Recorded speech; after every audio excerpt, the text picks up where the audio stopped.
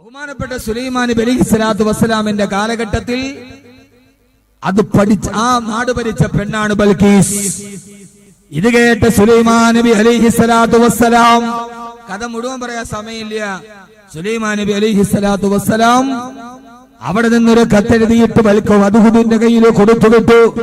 മഹാനായ സുലൈമാൻ നബി കത്തെഴുതുകയാണ്, ഇന്നഹു മിൻ സുലൈമാന വ ഇന്നഹു ബിസ്മില്ലാഹിർ റഹ്മാനിർ റഹീം. പരമകാരുണികനും പരമദയാലുമായ അല്ലാഹുവിന്റെ നാമത്തിൽ പ്രവാചകനായ സുലൈമാൻ നബി ബൽക്കീസിന് എഴുതുന്ന കത്താണിത്. അല്ലാ തഅലു അലയ്യ വഅതൂനി മുസ്ലിമീൻ. ബൽക്കീസേ, സൂര്യനെ ഉപേക്ഷിച്ചിട്ട് ഏകനായ അല്ലാഹുവിനെ വണങ്ങുന്ന മുസ്ലിമായിട്ട് നീ എന്റെ മുമ്പിലെത്തിക്കോണം, അല്ലെങ്കിൽ നിന്നെ ഞാൻ ആക്രമിച്ച് കീഴ്പ്പെടുത്തുമെന്ന് സുലൈമാൻ നബി കത്തെഴുതിയിട്ട് ഹുദ്ഹുദിന്റെ കയ്യിൽ കൊടുത്തുവിട്ടു. ഹുദ്ഹുദ് അതുകൊണ്ട് പോയി സിംഹാസനത്തിക്കുന്ന ബൽക്കീസിന്റെ മുമ്പിലിട്ടിട്ട് ഹുദ്ഹുദ് എന്ന പക്ഷി സിംഹാസനത്തിന്റെ പുറകിൽ മറഞ്ഞിരുന്നു. ഇതൊക്കെ ഖുർആൻ വ്യക്തമായി പറയുന്നുണ്ട്. ഉടനെ തന്നെ ബൽക്കീസ് മന്ത്രിസഭാ യോഗം വിളിച്ചു. മന്ത്രിയെയും മുഖ്യമന്ത്രിയെയും മുക്കാത്ത മന്ത്രിയെയും പ്രതിരോധ മന്ത്രി എല്ലാ മന്ത്രിയെയും ബൽക്കീസ് വിളിച്ചു കൂട്ടി. എന്നിട്ട് പറഞ്ഞു, ഓ പ്രിയപ്പെട്ട കൂട്ടുകാരെ, സുലൈമാൻ നബിയുടെ കത്ത് വന്നിട്ടുണ്ട്. എന്താ കത്ത്? ഇന്നഹു മിൻ സുലൈമാന വ ഇന്നഹു ബിസ്മില്ലാഹിർ റഹ്മാനിർ റഹീം. ബിസ്മില്ലാഹിർ റഹ്മാനിർ റഹീം ആദ്യമായിട്ട് ലോകത്ത് ഉപയോഗിച്ചതാരാ? നമ്മളല്ല, സുലൈമാൻ നബിയാണ്. ഖുർആൻ സൂറത്തുൻ നംല് ബിസ്മില്ലാഹിർ റഹ്മാനിർ റഹീം എന്ന നാമം ആദ്യം ഉപയോഗിച്ചത് ബഹുമാനപ്പെട്ട സുലൈമാൻ നബിയാണ്. ഖുർആൻ സൂറത്തുൻ നംല് കത്തെഴുതി. എന്നിട്ട് ഹുദ്ഹുദ് സിംഹാസനത്തിന്റെ പുറകെ ഒളിച്ചിരുന്നു. എന്നിട്ട് അവിടെ ഒരു കൂടിയാലോചന നടത്തിയൊക്കെ ഖുർആൻ 12 ആയത്തുകൾ. ഈ സംഭവം ഏതാണ്ട് 3 പേപ്പർ നിറച്ച് കഥയാണ്. എന്തിനാ ഇത് പറഞ്ഞത്? കഥ കേട്ടിട്ടിരിക്കാന്. അവസാനം മന്ത്രിമാര് വന്ന് നമുക്ക് സുലൈമാൻ നബിയോട് യുദ്ധം ചെയ്യാം. അപ്പോ ബൽക്കീസ് പറഞ്ഞു, ഇല്ല, ഇന്നൽ മുലൂക ഇദാ ദഖലൂ ഖറിയതൻ അഫ്സദൂഹാ വജഅലൂ അഇസ്സത അഹ്ലിഹാ അദില്ല വകദാലിക യഫ്അലൂൻ. നമ്മൾ അവരോട് യുദ്ധം ചെയ്താൽ നമുക്ക് പിടിച്ചു നിൽക്കാൻ കഴിയില്ല. അവസാനം തങ്ങളുടെ രാജ്യത്തിലുള്ള മുഴുവൻ രത്നങ്ങളും സ്വർണവും ഒക്കെ ഒട്ടകപ്പുറത്ത് കയറ്റിവെച്ച് സുലൈമാൻ നബിയെ ഈ തിരുമുൽ കാഴ്ച കൊണ്ടുപോയി സുലൈമാൻ നബിയുടെ മുമ്പിൽ കൊണ്ടുപോയി വെക്കാൻ ബൽക്കീസ് രാജ്ഞി ഫലസ്തീനിലേക്ക് പോകാൻ. സുലൈമാൻ നബി ഫലസ്തീൻ ഭരിക്കാൻ. നേരെ അങ്ങോട്ട് പോകാൻ, ഫലസ്തീനിലേക്ക് പോകാൻ. 100 കണക്കിന് ഒട്ടകങ്ങളും ഒട്ടകപ്പുറത്ത് വില കൂടിയ രത്നങ്ങളും അമൂല്യ രത്നങ്ങളും ഒക്കെ കയറ്റി വെച്ച് ബിൽക്കീസ് തന്റെ പരിവാരങ്ങളുമായി സുലൈമാൻ നബി അങ്ങോട്ട് ചെന്ന് കാണാൻ വേണ്ടി. ഇങ്ങോട്ട് വരില്ല, പിന്നെയോ അങ്ങോട്ട് ചെന്ന് കാണാൻ വേണ്ടി പോകാൻ. ആര്? ബൽക്കീസ് രാജ്ഞി. ഇവരിവിടെ നിന്ന് പുറപ്പെടുന്നു എന്നറിഞ്ഞപ്പോ നമ്മുടെ സിംഹാസനത്തിന്റെ പുറകിലിരുന്ന ഹുദ്ഹുദ് പറന്നു. നേരെ സുലൈമാൻ നബിയുടെ അടുക്കലോട്ട് പറഞ്ഞു, സുലൈമാൻ നബിയെ, അങ്ങേ പാട്ടിലാക്കാനും വസംവദനാക്കാനും 100 കണക്കിന് ഒട്ടകത്തിന്റെ മുകളിൽ അപൂല്യമായ രത്നങ്ങളുമായി ബിൽക്കീസും പരിവാരങ്ങളും വരുന്നുണ്ട് സുലൈമാൻ നബിയെ എന്ന് സുലൈമാൻ നബിയോട് പറയേണ്ട താമസം. മഹാനായ സുലൈമാൻ നബി അലൈഹിസ്സലാത്തു വസ്സലാമിന്റെ രാജസദസ്സ് വിളിച്ചു. സുലൈമാൻ നബിയുടെ കൊട്ടാരത്തിൽ ജിന്നുകളുണ്ട്, മനുഷ്യന്മാരുണ്ട്. അവിടെ തിരുകൂടിയിരിക്കുന്ന ആയിരക്കണക്കിന് മനുഷ്യന്മാരെ ജിന്നുകളുമുള്ള സദസ്സിൽ മഹാനായ സുലൈമാൻ നബി വിളിച്ചു ചോദിച്ചു, അത്രേ ബിൽക്കീസ് അവിടെ നിന്ന് പുറപ്പെട്ടിട്ട് എന്റെ മുമ്പിലെത്തുന്നതിന് മുമ്പ് അയ്യക്കും അവളിരിക്കുന്ന സുന്ദരമായ സിംഹാസനം ആരാണ് എന്നെ മുമ്പിൽ കൊണ്ടുവെത്തിക്കാനുള്ളത്? ബൽക്കീസ് പുറപ്പെട്ടിട്ട് എന്റെ മുമ്പിലെത്തുന്നതിന് മുമ്പ് അവളിരിക്കുന്ന ഈ ഹുദ്ഹുദ് പറഞ്ഞ സുന്ദരമായ സിംഹാസനമില്ലേ, അതാരാണ് എന്നെ മുമ്പിൽ കൊണ്ടുവന്നു തരിക എന്ന് തന്നെ മുമ്പിൽ നിരന്നിരിക്കുന്ന മനുഷ്യരും ജിന്നുകളുമുള്ള സദസ്സിനോട് ചോദിച്ചപ്പോ ആ സദസ്സിൽ നിന്നൊരു ജിന്നെഴുന്നേറ്റ് നിന്നു. ആ ജിന്നെഴുന്നേറ്റ് നിന്ന് പറഞ്ഞു, നബിയേ, ഖുർആൻ പറയാ, ഖാല ഇഫ്രീതും മിനൽ ജിന്നി അനാ ആതീക ബിഹി ഖബല അൻ തഖൂമ മിൻ മഖാമിക് വ ഇന്നി അലൈഹി ലകബീയുൻ അമീൻ. സുലൈമാൻ നബിയെ, അങ്ങ് ഇരുന്നിരിക്കുന്ന സ്ഥലത്ത് നിന്ന് എഴുന്നേൽക്കുന്നതിന് മുമ്പ് ഞാൻ ആ സിംഹാസനം കൊണ്ടുവരാ. സുലൈമാൻ നബിയെ, ആയിരക്കണക്കിന് കിലോമീറ്റർ അകലെയുള്ള ദിവസങ്ങളോളം വഴി ദൂരമുള്ള ബൽക്കീസിന്റെ കൊട്ടാരത്തിരിക്കുന്ന സിംഹാസനം അങ്ങ് ഇരിക്കുന്നിടത്ത് നിന്ന് എഴുന്നേറ്റ് നിൽക്കുന്നതിന് മുമ്പ് ഞാൻ കൊണ്ടുവരാ സുലൈമാൻ നബിയെ. ആരാ പറയുന്നത്? കാല ഇഫ്രീത്തും മിനൽ ജിന്നി. ജിന്നുകളുടെ നേതാവാണ് ഇഫ്രീത്താൻ. ജിന്നുകളുടെ നേതാവായ ഇഫ്രീത്ത് പറഞ്ഞു, ഖബല അൻ തഖൂമ മിൻ മഖാമിക, അങ്ങ് ഇരുന്നിടത്ത് നിന്ന് എഴുന്നേക്കണതിന് മുമ്പ് അപ്പൊ ഒരാൾ ഇരുന്നിട്ട് എഴുന്നേക്കണമെങ്കിൽ എത്ര സമയം വേണം? സാമാന്യഗതിയിൽ ഒരാളൊന്ന് ഇരുന്നിട്ട് എഴുന്നേക്കണമെങ്കിൽ ഒരു മിനിറ്റൊക്കെ മതി പരമാവധി, ഒരു ശരാശരി മനുഷ്യൻ. പിന്നെ ഈ സാബറിനെ പോലെയുള്ള അജാനുഭാവികളൊക്കെ ഒന്ന് ഇരുന്ന് എഴുന്നേക്കണമെങ്കിൽ ചിലപ്പോൾ 1.5 മിനിറ്റ് വേണ്ടി വരും. ഒരു സാധാരണഗതിയിൽ എത്ര വേണം? 1/2 മിനിറ്റ് ഏറിയാല് ഒരു മിനിറ്റ് കൊണ്ട് മാസങ്ങൾ അകലെയുള്ള, ആയിരക്കണക്കിന് കിലോമീറ്റർ അകലെയുള്ള സിംഹാസനം ഞാൻ കൊണ്ടുവന്ന് തരാമെന്ന് പറഞ്ഞു. കാല ഇഫ്രീത്തു മിനൽ ജിന്നി, ജിന്നുകളുടെ നേതാവായ ഇഫ്രീത്ത്. സുലൈമാൻ നബി പറഞ്ഞു പറ്റൂല, അതിനേക്കാൾ വേഗതയിൽ ആര് കൊണ്ടുവരും? ഇനിയാണ് വിഷയം. അതിനേക്കാൾ വേഗതയിൽ 1 മിനിറ്റ് പോരാ, ആയിരക്കണക്കിന് കിലോമീറ്റർ അകലെയുള്ള സാധനം അതിനേക്കാൾ വേഗതയിൽ ആരാ കൊണ്ടുവന്ന് തരിക? എല്ലാവരും അത്ഭുത സ്തബ്ധരായി. ജിന്നുകൾക്ക് കഴിയാത്തതിന് ആർക്കാ കഴിയാ? ആ സമയത്ത് സദസ്സ് മുഴുവനും അത്ഭുത പരതന്ത്രരായി നോക്കി നിൽക്കുമ്പോഴാണ് സദസ്സിന്റെ നടുവിൽ നിന്നൊരാൾ എഴുന്നേൽക്കുന്നത്. കാലല്ലദീ ഇൻദഹു ഇൽമുൻ മിനൽ കിതാബി അന ആതീക ബിഹി ഖബ്ല അൻ യർതദ്ദ ഇലൈക തർഫുകാ.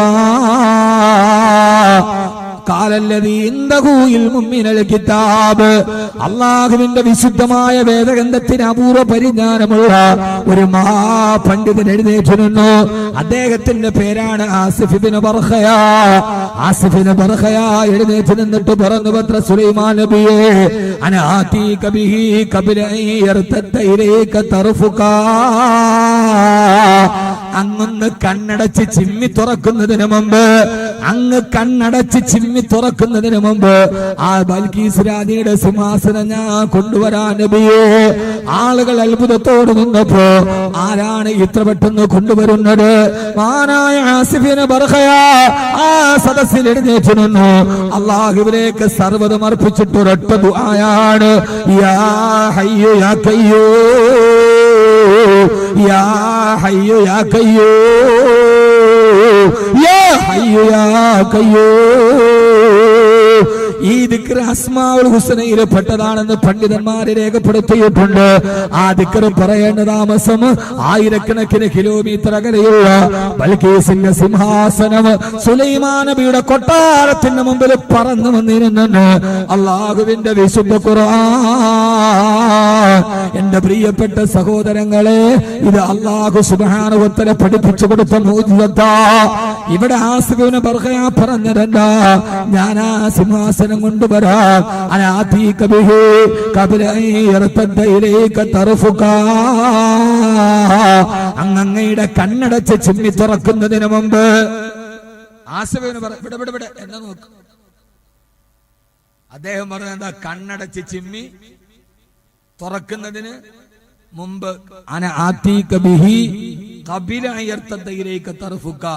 അങ്ങ് കണ്ണടച്ച് തുറക്കുന്നതിന് ായിരിക്കും നിങ്ങൾ ഉറങ്ങുക. കണ്ണടച്ച് ചിമ്മി തുറക്കുന്നതിന് മുമ്പ്. ഖുർആൻ പ്രസംഗം എങ്ങനെയാണ്? വാള് പറഞ്ഞാൽ പിന്നെ എന്തേലും പറഞ്ഞ് അങ്ങോട്ട് പോയാൽ മതി. ഈ ഖുർആൻ എന്താന്ന് പരിചയപ്പെടണ്ടേ? ഒരാൾക്ക് കണ്ണടച്ച് തുറക്കണമെങ്കിൽ എത്ര സമയം വേണം? കണ്ണടച്ച് തുറക്കണമെങ്കിൽ 1 സെക്കൻഡ് അല്ലേ? കണ്ണടച്ചു തുറന്നു, 1 സെക്കൻഡ്. അങ്ങനെയല്ലേ? കണ്ണടച്ച് തുറക്കണമെങ്കിൽ 1 സെക്കൻഡ് മതിയില്ലോ. ഇവിടെ ഖുർആൻ പറഞ്ഞത് എന്താ? ഖബ്ല അൻ യർതദ്ദ ഇലൈക തർഫുക. കണ്ണടച്ച് ചിമ്മി തുറക്കുന്നതിന് മുമ്പ്. അപ്പൊ 1 സെക്കൻഡിന് വേണ്ട, 1 സെക്കൻഡ് വേണ്ട. എത്ര സെക്കൻഡ് മതി? അര സെക്കൻഡ് മതി. മനസ്സിലാകാനുണ്ടെന്ന് ഞാൻ പറയണത്. ഖബ്ല അൻ യർതദ്ദ ഇലൈക തർഫുക. കണ്ണടച്ച് ചിമ്മി തുറക്കുന്നതിന് മുമ്പ്. കണ്ണടച്ച് ചിമ്മി തുറക്കണമെങ്കിൽ 1 സെക്കൻഡ്. അതിന് മുമ്പെന്ന് പറഞ്ഞാൽ അര സെക്കൻഡ്. സെക്കൻഡിനെ വിഭജിക്കാമെന്ന് ശാസ്ത്രം കണ്ടുപിടിക്കുന്നത് 19-ാം നൂറ്റാണ്ടിലാണ്. പക്ഷേ സെക്കൻഡിനെ വിഭജിക്കാമെന്ന് മഹാനായ സുലൈമാൻ നബിയുടെ സദസ്സിൽ ഒരാൾ പറയുന്നത് BC 1050-ലാണ്. സെക്കൻഡിനെ വിഭജിക്കാമെന്ന് ശാസ്ത്രം കണ്ടുപിടിക്കുന്നത് 19-ാം നൂറ്റാണ്ടിന്റെ അവസാനത്തിലാ. BC 1050 സുലൈമാൻ നബിയുടെ കൊട്ടാരത്തിൽ എഴുന്നേറ്റ് നിന്നിട്ട് ഒരു മൊയ്ലിയാര് പറയാ സെക്കൻഡിനെ വിഭജിക്കാമെന്ന്. ഇത് 1400 വർഷങ്ങൾക്ക് മുമ്പ് ഒരു സർവകലാശാലയുടെ ബിരുദം നേടിയിട്ടില്ലാത്ത, ഒരു പള്ളിക്കൂടത്തിന്റെ പടിവാതിൽ കണ്ടിട്ടില്ലാത്ത ആമിനയുടെ മുത്തുമോ നബി മുഹമ്മദ് മുസ്തഫ സെക്കൻഡിനെ വിഭജിക്കാമെന്ന് പറഞ്ഞതാരാ? അല്ലാഹുവിന്റെ വിശുദ്ധ ഖുർആൻ.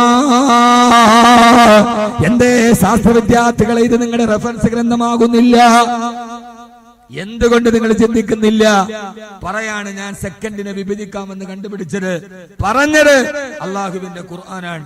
ഇത് മനസ്സിലാക്കാനുള്ള ബോധം നമുക്ക് ഇല്ലാതായി പോയി. നമ്മൾ ഖുർആൻ ഓതും.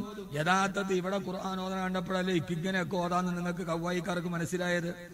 ഈ 3 ദിവസം ഇവിടെ ഖിറാഅത്ത് നടന്നപ്പോഴല്ലേ ഇങ്ങനെയൊക്കെയാണ് ഖുർആൻ ഓതണേ നമുക്ക് മനസ്സിലായത്. അല്ലേ?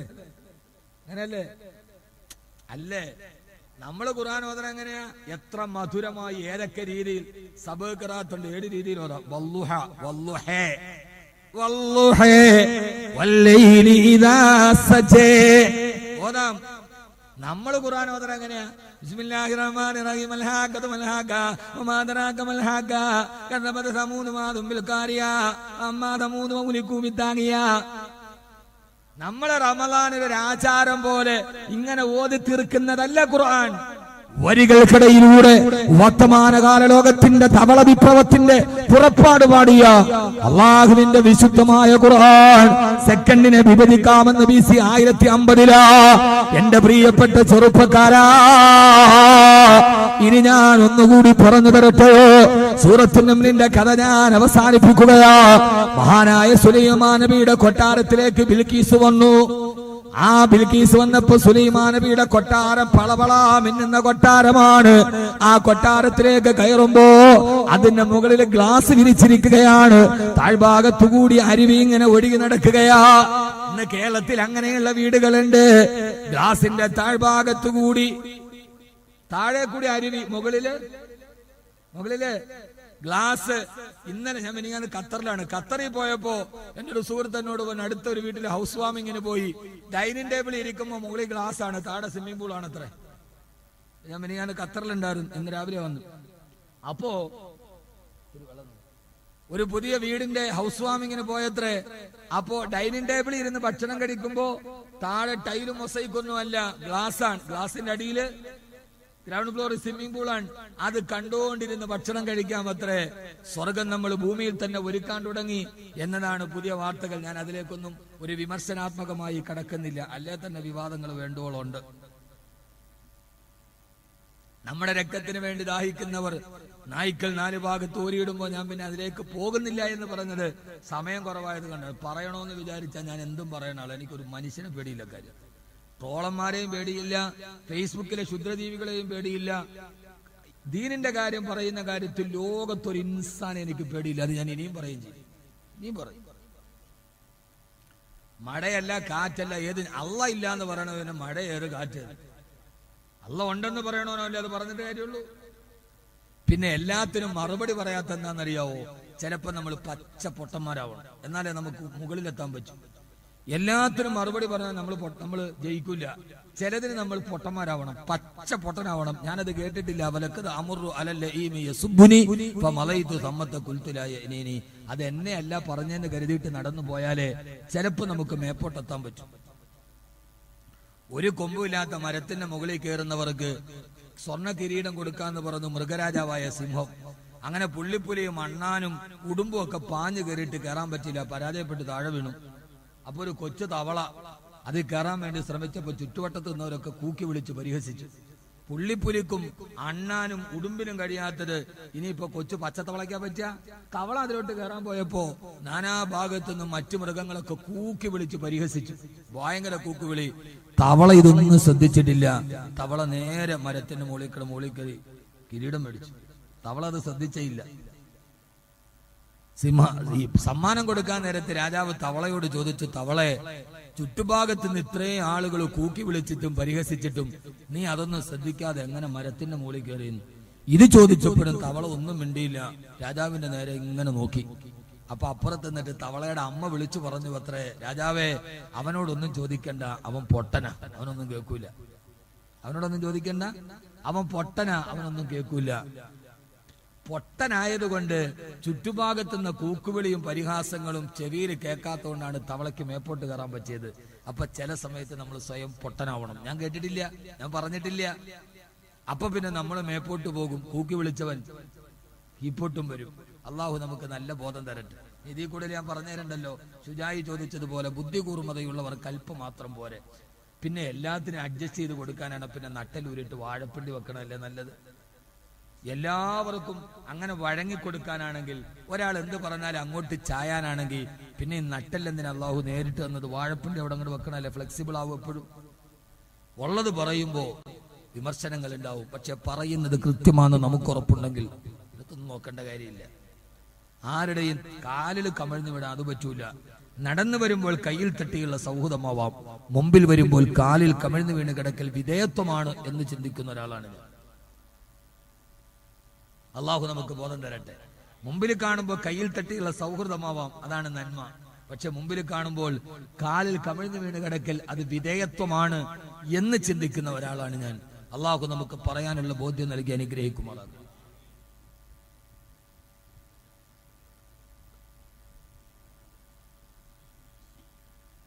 ആദരവായ പ്രവാചകൻ നബി മുഹമ്മദ് മുസ്തഫ, ആദരവായ പ്രവാചകൻ നബി മുഹമ്മദ് മുസ്തഫ സല്ലല്ലാഹു അലൈഹി വസല്ലമ. എന്നെ ലീഗാരൻ എന്ന് വിളിക്കണവരുണ്ട്, കമ്മ്യൂണിസ്റ്റ് വിരോധി എന്ന് വിളിക്കണവരുണ്ട്, ഒക്കെ ഉണ്ട്. ഓരോരുത്തരുടെ താല്പര്യം, എനിക്ക് എന്റേതായ താല്പര്യം ഉണ്ടാവും. ഞാൻ അങ്ങനെ അന്ധമായി ഒന്നിനെയും എതിർക്കുന്ന ആളുമല്ല. കേരളത്തിന്റെ മുഖ്യമന്ത്രി പിണറായി വിജയനെ ഭോപ്പാല് തടഞ്ഞപ്പോ നബിദിന സമ്മേളനത്തിൽ ഞാൻ പ്രസംഗിച്ചു, ഇത് ശരിയായില്ല, ഇത് കേരളത്തിന്റെ മുഖ്യമന്ത്രിയാണ്. അവിടെ നിന്ന് വന്ന നിങ്ങൾക്ക് കോഴിക്കോട് കടപ്പുറത്ത് ദേശീയ സമ്മേളനം നടത്താൻ അംഗരക്ഷകരെയും ആളും മത്തവും നടത്തിയ കേരളത്തിന്റെ മനസ്സ്, ആ കേരളത്തിന്റെ ഭരണാധികാരി ജനങ്ങൾ തെരഞ്ഞെടുത്ത ഭരണാധികാരിയാണ്.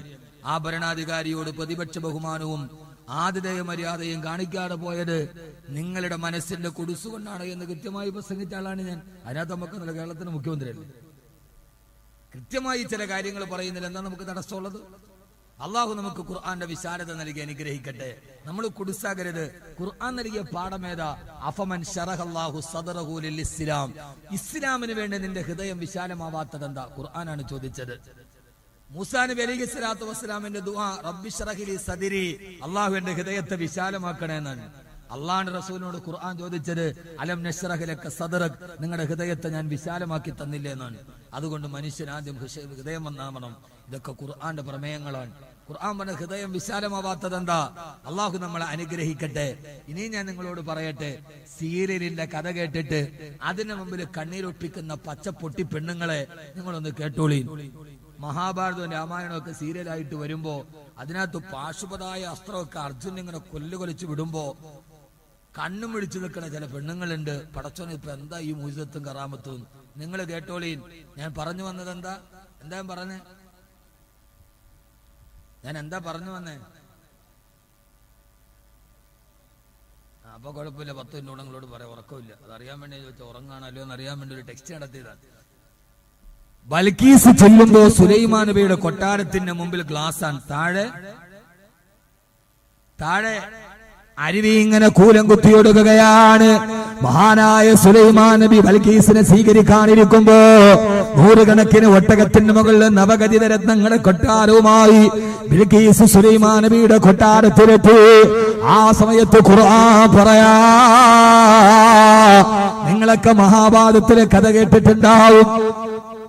യുധിഷ്ഠിരന്റെ കൊട്ടാരത്തിലെത്തിയപ്പോ താഴെ ഒടുകുന്നത് അരുവിയാണെന്നറിയാതെ, ഗ്ലാസ് ഉണ്ടെന്നറിയാതെ വസ്ത്രം പൊക്കി നടന്നുപോയ ദുര്യോധനന്റെ കഥ മഹാഭാരതം പറയുന്നുണ്ട്. ഇതൊക്കെ കേട്ടിട്ട് അന്തം വിട്ട മുസ്ലിമേ, നിനക്കറിയുമോ ബിൽക്കീസ സ്ഫടികത്തിന്റെ മുകളിലെത്തിയപ്പോ ആ കാണുന്ന ഗ്ലാസിന്റെ താഴ്ഭാഗത്തൂടെ ഒഴുകുന്ന അരുവി കണ്ടപ്പോ അത് യഥാർത്ഥ അരുവിയാണെന്ന് ധരിച്ചു പോയ ബൽഖീസ് രാജ്ഞി ഫലമ്മാ കസബത്തന സാഖൈഹാ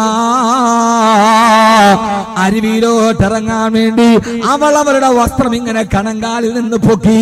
ഖുർആൻ സൂറത്തുൽ നംൽ ഫലമ്മാ കസബത്തന സാഖൈഹാ ആ വസ്ത്രാന്തരം നിന്റെ കാൽമുട്ടിൽ നിന്ന് പൊക്കിയപ്പോ എന്നിട്ട് നേരെ കാലെടുത്തു വെക്കുമ്പോ അപ്പോഴാണിത് ഗ്ലാസാന്ന് മനസ്സിലായത്.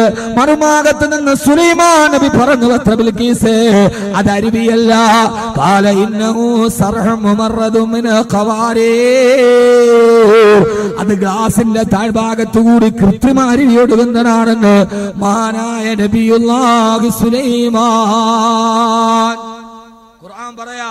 ആ ഗ്ലാസ് കണ്ടപ്പോ ഗ്ലാസാന്ന് മനസ്സിലായില്ല, അരുവിയാന്ന് കരുതി. ബൽഖീസ് ഫലമ്മ കശഫത്ത് അൻ സാഖൈഹാ തന്റെ വസ്ത്രം ഇങ്ങനെ പൊക്കി. എന്നിട്ട് അരുവി ചവിട്ടാൻ പോയപ്പോഴാണ് ഗ്ലാസുമേ ചവിട്ടിയത്.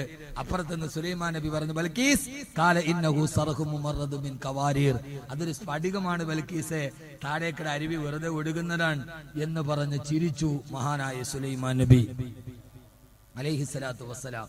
മഹാഭാരതത്തിൽ ഇതേ കഥ കേൾക്കുമ്പോ നമ്മൾ അന്തം വിട്ട് അന്താളിച്ചു നിൽക്കാൻ, എടാ നിന്റെ ഖുർആൻ പറഞ്ഞതാണ് ഇതെന്ന് എന്തേ നിനക്ക് ചിന്തിക്കാൻ കഴിഞ്ഞില്ല? എന്തേ നിനക്ക് പറയാൻ കഴിഞ്ഞില്ല? അള്ളാഹു ഖുർആനിലൂടെ പഠിക്കാൻ, അവന്റെ മൂസത്തിനെ പഠിക്കാൻ, അവന്റെ കലാമിനെ പഠിക്കാൻ അള്ളാഹു നമുക്ക് തൗഫീക്ക് നൽകി അനുഗ്രഹിക്കട്ടെ. അള്ളാഹു നമുക്ക് തൗഫീക്ക് നൽകി അനുഗ്രഹിക്കട്ടെ. അള്ളാഹു ആ വഴിയിലൂടെ നമ്മളെ നടത്തി തരുമാറാകട്ടെ. അതുകൊണ്ട് ഖുർആൻ പറഞ്ഞ പാഠങ്ങളിലൂടെ, ഖുർആൻ പറഞ്ഞ വീതികളിലൂടെ, ഖുർആൻ പഠിപ്പിച്ചു തന്ന അധ്യാപനങ്ങളിലൂടെ ലോകത്ത് ആദ്യമായിട്ട് നിങ്ങൾ കഴിക്കണ ബിരിയാണി അരി ഉണ്ടല്ലോ, ബിരിയാണി കഴിക്കാറില്ലേ? തലശ്ശേരി ബിരിയാണി കഴിക്കാറില്ലേ? അതിന്റെ ചെറിയ ബസ്മതി അരി ഉണ്ടല്ലോ, ആ അരിയെ കുറിച്ച് ആദ്യം പറഞ്ഞു തന്നാരാ? ആരാ പറഞ്ഞെന്ന്? ഖുർആൻ. എവിടെ? ചുമ്മാ പറഞ്ഞാ പോരാ, എവിടെ നിങ്ങൾ പറയണം. ഇനിയിപ്പോ നിങ്ങൾക്ക് ഇതിനേക്കാൾ സന്തോഷമുള്ള വർത്താനുണ്ട്, ബിരിയാണി അരി കഴിക്കാന്ന് പോലും.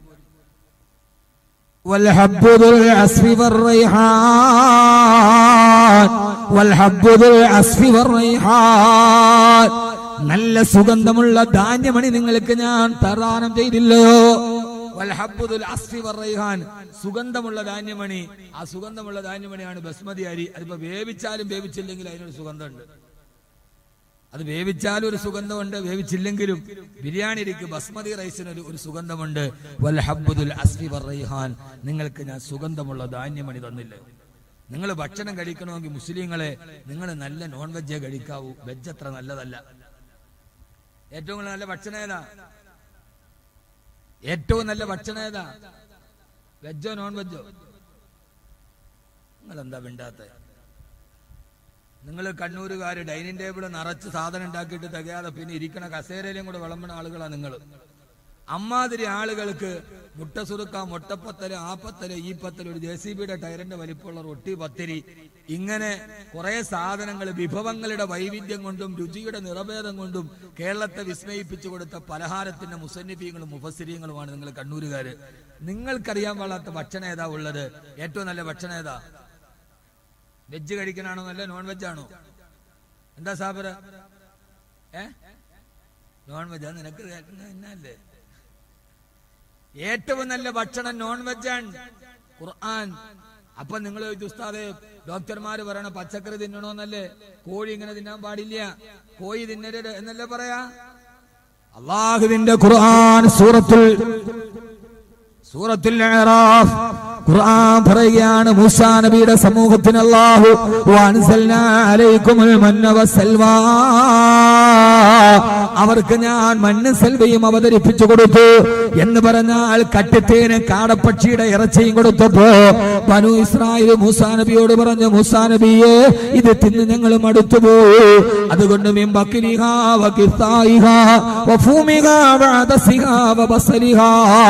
ഞങ്ങൾക്കിനി പയറും ചീരയും കടലയും ഉള്ളിയും മതി, ഞങ്ങൾക്ക് വെജിറ്റേറിയൻ മതി എന്ന് നോൺ വെച്ച് മടുത്തപ്പോ ബനു ഇസ്രായേൽ പറഞ്ഞപ്പോ അള്ളാഹു ചോദിച്ചു, ചോദിച്ചുവത്ര ഖുർആനിൽ കാണാം, അതസ്തബ്ദിലൂനല്ലദീ ഹുവ അദ്നാ ബില്ലദീ ഹുവ ഖൈർ. ഏറ്റവും നല്ല ഭക്ഷണം നിങ്ങൾക്ക് നൽകിയിട്ട് ഏറ്റവും മോശം ഭക്ഷണത്തെ നിങ്ങൾ തിരഞ്ഞെടുക്കുകയാണോ? സുന്ദരമായ കാടപ്പക്ഷിയുടെ ഇറച്ചി തന്നിട്ട് നിങ്ങൾ വെജിറ്റേറിയൻ സവാളയും ഉള്ളിയും മതി എന്ന് നിങ്ങൾ എന്നോട് ചോദിക്കുകയാണോ? അപ്പൊ ഏറ്റവും നല്ല ഭക്ഷണം നോൺ വെജാണ് എന്ന് ഖുർആൻ. അല്ലാഹു തൗഫീഖ് നൽകട്ടെ. ചിന്തിക്ക് മനുഷ്യന്മാരെ, ഞാൻ ആട്ടും ആഖിറും അല്ല പറയണത്. ഏറ്റവും നല്ല ഭക്ഷണം നോൺ വെജാണ്. അപ്പൊ പിന്നെ ഡോക്ടർ കടിക്കരുതെന്ന് പറഞ്ഞത് ഈ 40 ദിവസം കൊണ്ട് പ്രസവവും കുളിയും മരണവും എല്ലാം കഴിഞ്ഞിട്ട് ബ്ലോക്ക് കോഴി കടിക്കുന്നത് കൊണ്ടാണ്. നല്ല നാടൻ കോഴി കഴിച്ചു നോക്ക്, ഒരു കുഴപ്പമില്ല. നമ്മുടെ വയസ്സായ ആളുകൾ നോക്ക്, അവർ ഈ ഹോർമോൺ കുത്തിവെക്കാത്ത നാടൻ കോഴി തിന്നതിന്റെ ഉശിരാണ് അവർക്ക്. നമ്മൾ ഈ ബ്ലോക്ക് കോഴി തിന്നപ്പോ നമ്മൾ അതുമാതിരി ആയി പോയിന്നേ ഉള്ളൂ. നല്ല ഭക്ഷണം, നല്ല നോൺ വെജ് കഴിച്ചാൽ ഒരു പ്രശ്നമില്ല, ഒരു പ്രശ്നവുമില്ല. ഇങ്ങനെ ഭക്ഷണം, സംസ്കാരം ഒക്കെ പഠിപ്പിച്ചു കൊടുത്ത അള്ളാഹുവിന്റെ വിശുദ്ധമായ ഖുർആൻ, ആ ഖുർആനെ നമ്മളൊരു റഫറൻസ് ഗ്രന്ഥമാക്കണം. എന്നിട്ട് ആ ഖുർആൻ പഠിക്കാൻ നമുക്ക് കഴിയണം. അള്ളാഹു തൗഫീഖ് നൽകട്ടെ, അള്ളാഹു തൗഫീഖ് നൽകട്ടെ, അള്ളാഹു തൗഫീഖ് നൽകട്ടെ. ഈ ഖുർആൻ പഠിക്കാൻ നമുക്കുണ്ടായ തടസ്സം എന്താണ്? ഈ ഖുർആനെ കുറിച്ച് ചിന്തിക്കാൻ നമുക്കുണ്ടായ തടസ്സം എന്താണ്? ആ തടസ്സവും കൂടെ പറഞ്ഞിട്ട് ഇൻഷാ അല്ലാഹ് നമുക്ക് ഈ സദസ്സിൽ നമ്മൾ പഠിക്കേണ്ടത് അതാണ്. അള്ളാഹു തൗഫീഖ് നൽകട്ടെ. അതുകൊണ്ട് പറയട്ടെ, സമയായോ? സമയായോ?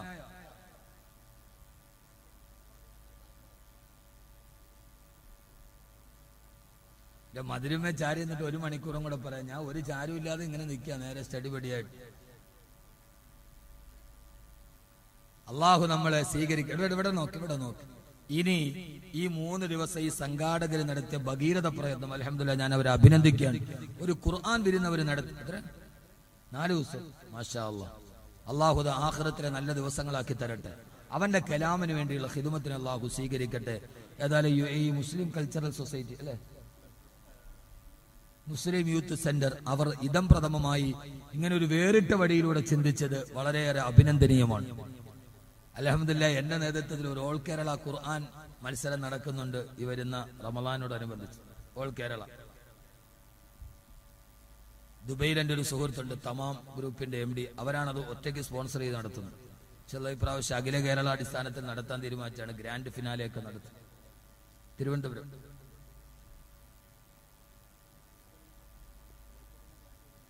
കോഴിക്കോടല്ലേ? അത് ഇങ്ങോട്ട് മാറ്റിയതാണ്.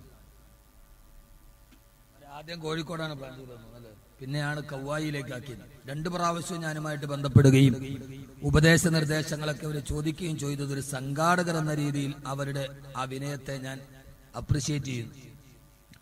2 പരിപാടിയിൽ ഞാനുമായി ബന്ധപ്പെടുകയും ഉപദേശ നിർദ്ദേശങ്ങളൊക്കെ ചോദിക്കുകയും ഒക്കെ ചെയ്ത സംഘാടകരുടെ ഒരു സംഘാടക വൈദഗ്ധ്യത്തെ ഞാൻ പൂർണ്ണമായി അഭിനന്ദിക്കുകയാണ്. അള്ളാഹു നമുക്ക് ഇതൊക്കെ നടത്താൻ തൗഫീക്ക് നൽകട്ടെ. അള്ളാഹു ഇങ്ങനെ ചിന്തിക്കാൻ തൗഫീക്ക് നൽകട്ടെ. ഇനി ഖുർആനിന്റെ പ്രചാരകമായി നമ്മൾ മാറണം. ചിന്തകൻ പറഞ്ഞതുപോലെ ഏറ്റവും നല്ല ഒരു സാധനം hand of A bad salesman, ഏറ്റവും മോശമായ സെയിൽസ്മാന്റെ കയ്യിൽ കിട്ടിയതാണ് ഖുർആൻ. ഇംഗ്ലീഷ് ചിന്തകന്റെ വാക്കാണ് hand of A bad salesman. ഏറ്റവും നല്ല പ്രൊഡക്റ്റ് കിട്ടിയത് ഏറ്റവും മോശം സെയിൽസ്മാന്റെ കയ്യിലാണ്. അവന് വിറ്റഴിക്കാൻ പറ്റൂലല്ലോ. ഖുർആൻ എന്ന അമൂല്യമായ ഗ്രന്ഥം അത് കിട്ടിയത് നമ്മുടെ കയ്യിലായി പോയി. നമ്മൾ ബാഡ് സെയിൽസ്മാനാണ്. ക്രിസ്ത്യാനികൾ അച്ഛന്മാരെ കണ്ടില്ല, പെന്തക്കോസ് പാസ്റ്റർമാരെ. അവരങ്ങാടിയിൽ ആര് കേൾക്കുന്നോ ഇല്ലയോ എന്നൊന്നും വിഷയമല്ല. അവരുടെ തോളുമേൽ ലൗഡ് സ്പീക്കർ തൂക്കിയിട്ടിട്ട് അവർ ഓട്ടോറിക്ഷമേ കയറി ഇരുന്നിട്ട് ബൈബിൾ പഠിപ്പിച്ചു കൊടുക്കും. നമ്മൾ 4 പേരിരിക്കുന്നിടത്ത് കുൽഹു അല്ലാഹു അത് ഉറക്കോതാ നമുക്ക് നാണാണ്. അവനിപ്പോ എന്ത് വിചാരിക്കും? തീവ്രവാദിയാണോ ചിന്തിക്കൂ. അവനവനായ ഒരു കുഴപ്പമില്ല. അവനവനല്ലാത്തതാകുമ്പോഴാണ് പ്രശ്നമാകുന്നത്. നമുക്ക് പേടിയാണ്. ഖുർആൻ പഠിപ്പിക്കാൻ വന്നിരിക്കുന്നു. അള്ളാഹു നമുക്ക് ബോധം തരട്ടെ. യഥാർത്ഥത്തിൽ ഈ ഖുർആൻ നമ്മുടെ കയ്യിൽ ഒരു ബാഡ് സെയിൽസ്മാന്റെ കയ്യിലായി പോയത് ഏറ്റവും പ്രധാനപ്പെട്ട വിഷയം ഖുർആനിനെ കുറിച്ച് നാം ചിന്തിക്കുന്നതിൽ നിന്ന് നമ്മളെ തടയുന്ന ചില കാര്യങ്ങൾ നമ്മുടെ സമൂഹത്തിൽ വേര് പിടിച്ചു എന്നതാണ് ഇതിന്റെ ഏറ്റവും പ്രധാനപ്പെട്ട കാരണം. ആ വേരെന്താന്ന് ഞാൻ പറഞ്ഞുതരാം, നിങ്ങൾ പിഴുതെടുത്ത് കളയോ. ഖുർആൻ ചിന്തിക്കുന്നതിൽ നിന്ന്, ഖുർആൻ പഠിക്കുന്നതിൽ നിന്ന് പെണ്ണുങ്ങൾ വാതാക്കയില്ലേ? എവിടെയാണ്? 2 ഭാഗത്തുണ്ട്. എന്നാ മുത്തക്കിങ്ങൾ കേക്കി, പ്രത്യേകിച്ച് കണ്ണൂരുകാരെ നിങ്ങൾ കേട്ടോളീൻ. ഖുർആനിനെ ചിന്തിക്കുന്നതിൽ നിന്ന്, ഖുർആൻ പഠിക്കുന്നതിൽ നിന്ന് നമ്മളെ തടയുന്ന ഒരു വേര് ആ പാദച്ചൂടം നമ്മൾ വളർന്നിട്ടുണ്ട്. ആ വേര് ഞാൻ ചൂണ്ടിച്ചാൻ തരാം, പക്ഷെ കുടിച്ചെടുത്ത് നിങ്ങൾ പറിച്ചു കളയണം. കളിയോ? ഞാൻ ചൂണ്ടിക്കാണിച്ചു തരാം, നിങ്ങളത് ചെയ്യുവോ? ഉറപ്പുള്ള ഒരു കൈവെക്കും. ആ വേര് നിങ്ങളുടെ വീട്ടിലുണ്ട്, നാട്ടിലുണ്ട്. അവനവന്റെ വീട്ടില്, പള്ളിക്കകത്തൊന്നല്ല, അവനവന്റെ വീട്ടിൽ അതുണ്ടെങ്കിൽ അത് വേരോടെ പിടിച്ചു കളയാൻ ഇൻഷാല്ലാ ചെയ്യുവോ? ചെയ്യുന്ന ഉറപ്പുള്ളൊരു കൈവെക്ക്. നോക്കട്ടെ, കൈയുള്ളവരൊക്കെ പോക്ക്. ഇല്ല, നടുക്കവിടെ കുറെ പൊക്കിയൊരു കൈ അങ്ങനെ തന്നെ വെക്ക്. ഇല്ല, കൈ ഇല്ലാത്തവരെയാന്ന് നോക്കട്ടെ. ഇവിടെ ചില ആളുകൾക്ക് കൈയില്ല, പോട്ടെ, അത്രയും മതി. ഞാൻ ഈ പൊക്കിയ 1000 പേരിൽ ഒരു 10 പേരെ ഞാൻ മുഖവിലേക്ക് എടുക്കുന്നുള്ളൂ. 10 പേരെ ഞാൻ മുഖവിലേക്ക് എടുക്കുന്നുള്ളൂ. അല്ലാത്തതൊക്കെ ഞാൻ വലിയ അവറുകളാണ് എന്ന് പറയാനുള്ള ഒരു ശ്രമത്തിന്റെ ഇടയിലാണ്. ഖുർആൻ അഫലാ യതദബ്ബറൂനൽ ഖുർആൻ. അള്ളാഹുടെ ചോദ്യം കൃത്യമാണ്. അള്ളാഹു ചോദിക്കുകയാണ്, അഫലാ യതദബ്ബറൂനൽ ഖുർആൻ. ഞാൻ നിങ്ങൾക്ക് മാർഗദർശമായി വന്ന ഈ ഖുർആനിനെ എന്തേ നിങ്ങൾ ചിന്തിക്കുന്നില്ല? ആ ഖുർആനിനെ എന്തേ നിങ്ങൾ പഠിക്കുന്നില്ല? അമ്മലാ ഖുലൂബിൻ അക്ഫാലുഹാ. ഖുർആൻ പഠിക്കുന്നതിൽ നിന്ന് ആരാണ് നിങ്ങളുടെ ഹൃദയത്തിന് താഴിട്ട് പൂട്ടിയത്? ഖുർആനാണ് ചോദിക്കുന്നത്. എന്നെ പഠിക്കുന്നതിൽ നിന്ന് നിങ്ങളുടെ ഹൃദയത്തിന് താഴിട്ട് പൂട്ടിയതാരാ? അപ്പൊ നമ്മുടെ ഹൃദയത്തിൽ ആരോ ഖുർആൻ പഠിക്കുന്നതിൽ നിന്ന് താഴിട്ട് പൂട്ടിയിട്ടുണ്ട്. ആ താഴേറെന്നറിയോ? ആ പൂട്ട് വലിച്ചെറിയാൻ നമ്മൾ തയ്യാറാവണം. അഫബിൻഹാദൽ ഹദീസി തഅജബൂ വതൽഹഖൂന വലാ തബ്കൂ വഅൻതും സാമിദൂൻ. അള്ളാഹു ചോദിക്കുന്നു സൂറത്തുൻ നജ്മാനില്, ഈ ഖുർആൻ കേട്ടിട്ട് നിങ്ങൾ അത്ഭുതപ്പെടാത്തതെന്താ? ഈ ഖുർആൻ കേട്ടിട്ട് നിങ്ങൾ കരയാത്തതെന്താ? ഖുർആൻ കേട്ടിട്ട് നിങ്ങൾക്ക് കരയാൻ കഴിയാത്തത് നിങ്ങളുടെ കാതുകളിലെ സംഗീതം പിടിമുറുക്കിയത് കൊണ്ടാണ്. ഇത് അഹമ്മദ് കബീറിന്റെ വാക്കല്ല, ഖുർആൻ സൂറത്തുൻ നജ്മിൽ പറയാ, നിങ്ങൾ സംഗീതത്തിന് അടിമകളായത് കൊണ്ടാണ്. സംഗീതം നിങ്ങളുടെ ഹൃദയത്തെ മികച്ചത് കൊണ്ടാണ്. നിങ്ങളുടെ ഹൃദയത്തിൽ നിന്ന് താഴിട്ട് പൂട്ടിയിടന്ന് അള്ളാന്റെ വിശുദ്ധ ഖുർആൻ. നമ്മളൊക്കെ മാപ്പിളപ്പാട്ടിന്റെയും മാപ്പിളപ്പാട്ടെന്ന രീതിയിലുള്ള കാമപ്പേത്തൂന്ന ആൽബം പാട്ടുകളും സംഗീതവും നമ്മുടെ ഹൃദയത്തെ മതിച്ചപ്പോ, പണ്ട് കാലത്തൊക്കെ കൗവായി പള്ളിയിലും മഗ്‌രിബിന് ബാങ്ക് വിളിച്ചാൽ ആ സമയത്ത് നമ്മുടെ വീട്ടിൽ നിന്ന് കേൾക്കുമായിരുന്നു. നമ്മുടെ ഭാര്യ മക്കളും ചൊല്ലുമായിരുന്നു യാസീൻ വൽ ഖുർആനിൽ ഹകീം. ആ ഒരു പഴയ പാരമ്പര്യത്തിന്റെ അവസ്ഥയിൽ നിന്ന് നമ്മുടെ ഖുർആനെ നമ്മുടെ വീടുകളിൽ നിന്ന് തടഞ്ഞത് നിങ്ങൾ സംഗീതത്തിന് അടിമകളായത് കൊണ്ടാണെന്ന് വിശുദ്ധ ഖുർആൻ. നമ്മൾ സംഗീതത്തിന്റെ അടിമകളായി ഖുർആന്റെ സംഗീതം നമ്മൾ മറന്നു. എന്നാൽ ലോകത്തിലെ ഏറ്റവും വലിയ സംഗീതം ഖുർആൻ. ഏറ്റവും വലിയ സംഗീതം ഖുർആനാണ്. ഞാൻ അത് പറഞ്ഞ് നമുക്ക് ദുആ ചെയ്ത് പിരിയാം. ഖുർആന്റെ സംഗീതം പഠിച്ച ഒരാളുണ്ട്, നിങ്ങൾക്കറിയുമോ എന്ന് എനിക്കറിയില്ല. പണ്ടൊക്കെ മഗ്‌രിബിന്റെ സമയത്ത് കൗവായി എന്നല്ലേ പേര്, ഇതിലെ നടന്നുപോയ സന്ധ്യക്ക് വീട്ടിൽ നിന്ന് കേൾക്കാം സൂറത്തുൽ വാഖിയ, സൂറത്ത് യാസീൻ. ഇപ്പൊ കേൾക്കാൻ പറ്റുമോ? സന്ധ്യാസമയത്ത് നിങ്ങളൊരു ഹൈന്ദവന്റെ വീടിന്റെ മുമ്പിൽ കൂടെ സന്ധ്യയാകുമ്പോ നമ്മുടെ പള്ളി ബാങ്ക് വിളിക്കുമ്പോ അവര് സന്ധ്യാദീപം കൊളുത്തി കുളിച്ചൊരുങ്ങി സന്ധ്യാദീപം കൊളുത്തി വീടിന്റെ മുമ്പിൽ കൊണ്ടുപോയി വിളക്ക് കത്തിച്ച് അവര് പ്രാർത്ഥന തുടങ്ങിയിട്ടുണ്ടാവും. ഇല്ലേ? ഇവിടെ ഹിന്ദുക്കളില്ലേ? സന്ധ്യക്ക് നിങ്ങളൊന്ന് പോയി നോക്ക്. മുത്തശ്ശിയും മുത്തശ്ശനും പേരമക്കളും കുളിച്ചൊരുങ്ങി നിലവിളക്ക് കൊളുത്തി. അവരുടെ ആധാരം ശരിയോ തെറ്റോ അവരുടെ വിചാരങ്ങൾ. അവര് കൊണ്ടുവന്ന് കൊളുത്തിയിട്ട് സന്ധ്യയാകും അവര് സന്ധ്യാപ്രാർത്ഥന നടത്തിയിട്ടുണ്ടാവും. അവരവിടെ ഉറക്ക പ്രാർത്ഥന, രാമ രാമ രാമ രാമ രാമ രാമ പാകിമ, രാമപാദം ചേരണേ മുകുന്ദ രാമ പാകിമ, രാവണാന്തക മുകുന്ദ രാമ രാമ പാകിമ, കട്ടിമുഷ്ടി നായക പുരുന്ദരാതി സേവിത, രാമ രാമ രാമ രാമ രാമ രാമ പാകിമ, കഷ്ടതകൾ നീക്കി നീ അനുഗ്രഹിക്ക സാദരാ, ജയ മുകുന്ദ രാമ പാകിമ. സന്ധ്യാപ്രാർത്ഥനയാണ്. എന്റെ കഷ്ടതകൾ നീക്കണം, എന്റെ പ്രയാസങ്ങൾ നീക്കണം. സന്ധ്യയാകുമ്പോൾ ഹിന്ദുക്കൾ പ്രാർത്ഥനയിലാണ് ദൈവത്തോട്. ആ സമയത്ത് നിങ്ങൾ ക്രിസ്ത്യാനിയുടെ വീടിന് മുമ്പിൽ പോയി നോക്ക്, അവിടെ അച്ഛനും മക്കളും എല്ലാം കൂടെ മുട്ടുമയിരുന്നിട്ട് അത്യുന്നതങ്ങളിൽ ദൈവത്തിന് സ്തുതി, ഭൂമിയിൽ സന്മനസ്സുള്ളവർക്ക് സമാധാനം, ജനത്തിന്റെയും മരണത്തിന്റെയും നാഥനും പിതാവും പുത്രനും പരിശുദ്ധാത്മാവുമായ സർവേശ്വര. ക്രിസ്ത്യാനി സന്ധ്യയായി, ഭക്തിയുടെ സമയമായി, അവൻ പ്രാർത്ഥനയിലായി. ആ സമയത്ത് ഒരു മുസ്ലിമിന്റെ വീടിന് മുമ്പിൽ കൂടെ പോയാലോ, ആ സമയത്ത് അവന്റെ വീട്ടിലെ ദറജപ്പൂമോളല്ലേ ലൈലാ നീ എന്റെ കൽബല്ലേ, മജ്നൂവായി ഞാൻ നിന്നെ ദുനിയാവാകെ തിരഞ്ഞില്ലേ.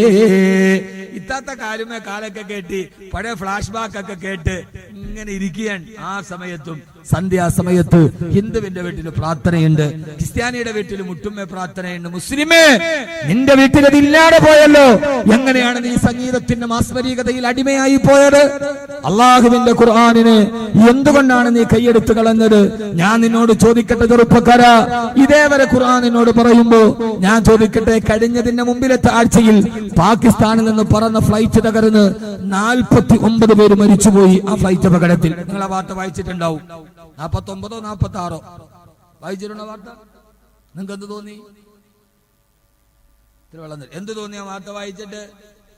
പാകിസ്ഥാനിൽ നിന്ന് പറന്നുയർന്ന വിമാനം അറ്റ്ലാന്റിക് മഹാസമുദ്രത്തിന്റെ മുകളിൽ പൊട്ടിത്തെറിച്ച് 46 പേര് മരിച്ചുപോയി. ആ വിമാന അപകടത്തെ നാം വായിക്കുമ്പോ അതിലെ ചെറുപ്പക്കാരെ, നിങ്ങൾ അറിയാത്ത മരിച്ചുപോയ ഒരാളുണ്ട്, ജുനൈദ് ജംഷീദ്.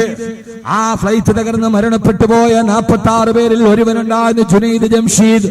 നീണ്ട ദാടിയുള്ള, നല്ല സുന്ദരമായ ജുബ്ബ ധരിച്ച, സുന്ദരമായ തലപ്പാവ് ധരിച്ച ജുനൈദ് ജംഷീദ്. ആരാ ജുനൈദ് ജംഷീദ് എന്നറിയോ? ആ ജുനൈദ് ജംഷീദ് പാകിസ്ഥാനിലെ 1990-കളിൽ പാകിസ്ഥാനിനെ ഇളക്കി മറിച്ച പോപ്പ് സംഗീതത്തിന്റെ ഉടമയാണ് ജുനൈദ് ജംഷീദ്. നീല അരണ്ട വെളിച്ചത്തിൽ ബൾബുകൾ മിന്നിത്തിളങ്ങുമ്പോ ആ മിന്നിത്തിളങ്ങുന്ന അരണ്ട ബൾബുകളുടെ വെളിച്ചത്തിൽ സുന്ദരികളായ പെൺകുട്ടികളുടെ കൈപിടിച്ച് അമ്മാനമാടിയ, നൃത്തത്തിന്റെ താണ്ഡവമാടിയ 1990-കളിൽ പാകിസ്ഥാനിലെ യുവഹൃദയങ്ങളെ ഹരം കൊള്ളിച്ച ജുനൈദ് ജംഷീദ് പോപ്പ് സംഗീതത്തിന്റെ ആചാര്യനായി, 90-കളിലെ ആചാര്യനായി മാറിയ ജുനൈദ് ജംഷീദ്. അദ്ദേഹത്തിന്റെ മ്യൂസിക് ആൽബങ്ങൾ പ്രസിദ്ധമാണ്. ഇപ്പോൾ നെറ്റുകളിൽ സെർച്ച് ചെയ്താൽ അറിയാം. ആയിരക്കണക്കിന് 10,000-കണക്കിന് അനുയായികളെ സൃഷ്ടിച്ച, പോപ്പ് സംഗീതത്തിലൂടെ ഡോളറുകൾ സമ്പാദിച്ച ജുനൈദ് ജംഷീദാണ്. ആ മനുഷ്യന്റെ ജീവിതത്തിലേക്ക് ഒരു മനുഷ്യൻ കടന്നു വന്ന ഒരു ആത്മീയ ഗുരു. അദ്ദേഹത്തിന്റെ പ്രഭാഷണം അദ്ദേഹം അറിയാതെ കേൾക്കാനായി മൗലാന താരിഖ് ജമാലുമായി ബന്ധപ്പെട്ടപ്പോ അദ്ദേഹത്തിന്റെ മനസ്സിന് പരിവർത്തനമായി. ആ പരിവർത്തനത്തിന് കൂട്ടുകാരനായി പാകിസ്ഥാനിന്റെ എക്കാലത്തെയും വലിയ ക്രിക്കറ്റ് താരം, ഏറ്റവും വലിയ ക്രിക്കറ്റ് താരം, ഏകദിന ലോകകപ്പ് ക്രിക്കറ്റിന്റെ റെക്കോർഡിന്റെ ഉടമ മഹാനായ സയ്യിദ് അൻവറും അദ്ദേഹത്തിന്റെ കൂടെ കൂടി പോപ്പ് സംഗീതം വലിച്ചെറിഞ്ഞ് സയ്യിദ് അൻവറിന്റെ കൈപിടിച്ച് മൗലാന താരിഖ് ജമാലിന്റെ വാലിന്റെ സദസ്സിന് പോയിരുന്നു.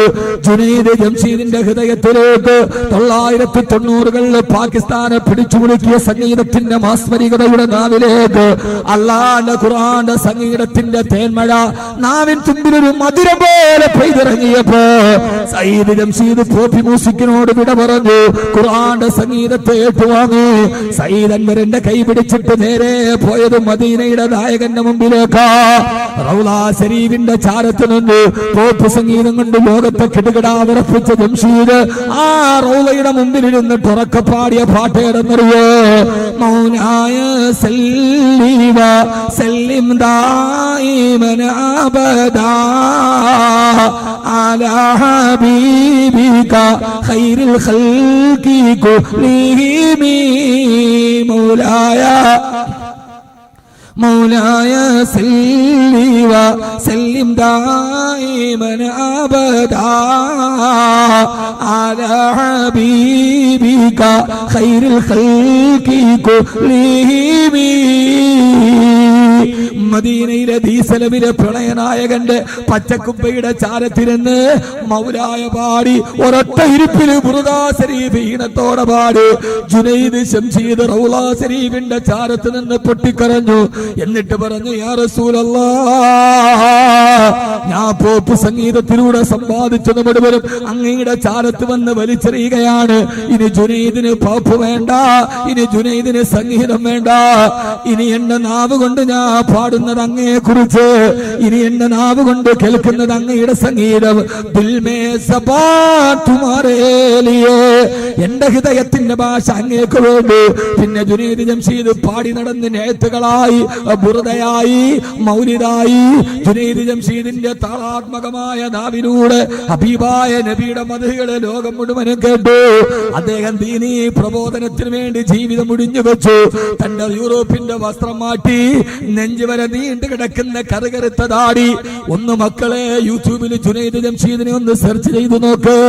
കണ്ടാൽ കൊതിച്ചു പോകുന്ന രൂപം, വെളുവളാ വെളുത്ത മുഖം, നെഞ്ചു വരെ നീണ്ടു നിൽക്കുന്ന താടി, താഴോട്ട് നീണ്ടു കിടക്കുന്ന ജുബ്ബ, തലയിൽ 4 വട്ടം ചുറ്റിക്കെട്ടിയ വെള്ളത്തലപ്പാവ്, അതും ധരിച്ചുകൊണ്ട് തന്റെ ഭാര്യയെ, പോപ്പ് സംഗീതത്തിന് ഇടത് ഭാഗത്ത് നിന്ന ഭാര്യയെ മുഖം മറക്കുന്ന ജിൽബാബിട്ട് പർദയിട്ട് തന്റെ കുടുംബത്തിന് മുഴുവൻ ഇസ്ലാമിക വേഷവിധാരണം നടത്തി അള്ളാന്റെ റസൂലിനെ കുറിച്ചും മദ്ഹ് പറയാനുള്ള യാത്രയിലാണ് ജുനൈദ് ജംഷീദ് അറ്റ്ലാന്റിക്കിന്റെ ഓളങ്ങളിലേക്ക് വീണുപോയത്.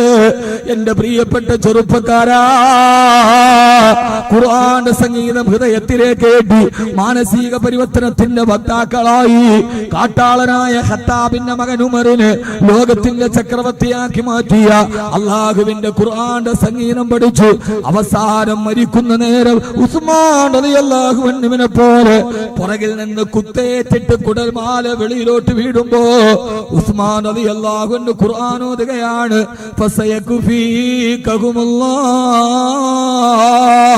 എനിക്കെന്റെ റബ്ബ് മതി. കാരണം ഖുർആൻ ക്രോഡീകരിച്ച സഹാബിയാണ്, ഖുർആനിനെ സ്നേഹിച്ച സഹാബിയാണ്. എന്റെ മുസ്ലിം യൂത്ത് കൾച്ചർ സെന്ററിന്റെ പ്രവർത്തകരോട് അള്ളാന്റെ ഖുർആനിനെ സ്നേഹിക്ക്. ഉസ്മാൻ റളിയല്ലാഹു അൻഹുവിനെ പോലെ അവസാനം മരിക്കുന്ന നേരെ ഖുർആൻ നെഞ്ചോട് ചേർത്തു. എനിക്കെന്റെ റബ്ബ് മതി. രക്തം തടം തല്ലിയാത്ത ഖുർആന്റെ മുകളിലേക്ക് വീണു. ആ രക്തം പുരണ്ട ഖുർആൻ എന്റെ നെഞ്ചോട് ചേർത്ത് മരിച്ചുപോയ മഹാനായ സയ്യിദിനാ ഉസ്മാൻ ഇബ്നു അഫ്ഫാൻ റളിയല്ലാഹു അൻഹുവിനെ പോലെ അല്ലാഹു നമ്മളെ ഒരു മുഹിബ്ബുൽ ഖുർആൻ ആക്കട്ടെ. അല്ലാഹു മുഹിബ്ബുൽ ഖുർആൻ ആക്കട്ടെ. ലോകത്തെ ഏറ്റവും നല്ല പ്രവർത്തനം ഖാദിമുൽ ഖുർആൻ. ലോകത്തിലെ ഏറ്റവും വലിയ ബഹുമതി ഏതാ? ഖാദിമുൽ ഖുർആൻ. ഖാദിമുൽ ഖുർആൻ, ഖാദിമുൽ ഖുർആൻ. അല്ലാഹു നമ്മളെ ഖുർആന്റെ ഖാദിമീങ്ങളാക്കട്ടെ. ഏറ്റവും നല്ല അവാർഡ് അർജുന അവാർഡല്ല, ഏറ്റവും നല്ല അവാർഡ് ഖാദിമുൽ ഖുർആൻ.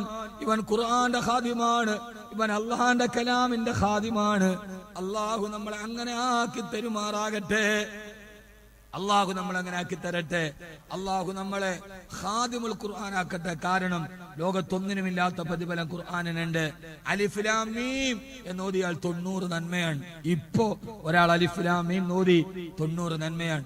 4 ദിവസം ഈ നാട്ടിൽ എത്ര നന്മകൾ പെയ്തിറങ്ങി. അതിന് കാരണക്കാരായവർ അള്ളാഹു അർഹമായ പ്രതിഫലം നൽകട്ടെ.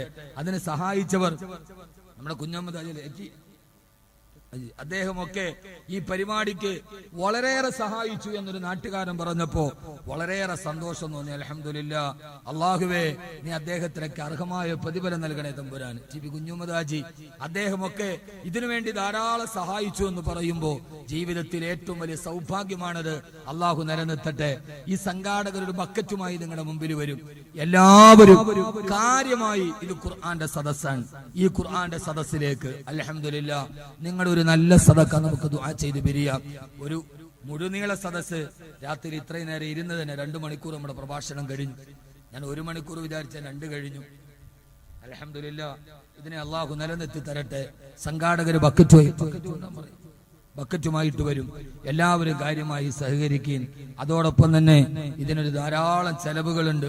18 ലക്ഷത്തോളം രൂപ ഇതിനുവേണ്ടി ചെലവഴിക്കപ്പെട്ടിട്ടുണ്ട്. അൽഹംദുലില്ലാ. സന്തോഷത്തോടെ ഈ ഖുർആനിന് വേണ്ടി, അള്ളാഹുടെ ഖുർആനിന് വേണ്ടി നമ്മൾ മരിച്ചാൽ അത് നമ്മുടെ ഷാഫി ആവണം. അല്ലാഹുമ്മ ജഅലിൽ ഖുർആന റബീഅ ഖുലൂബിനാ വനൂറ അബ്സാരിനാ വദഹാബ ഹുമൂമിനാ വജലാഅ ഹമ്മിനാ വലിയാഅ സുദൂരിനാ.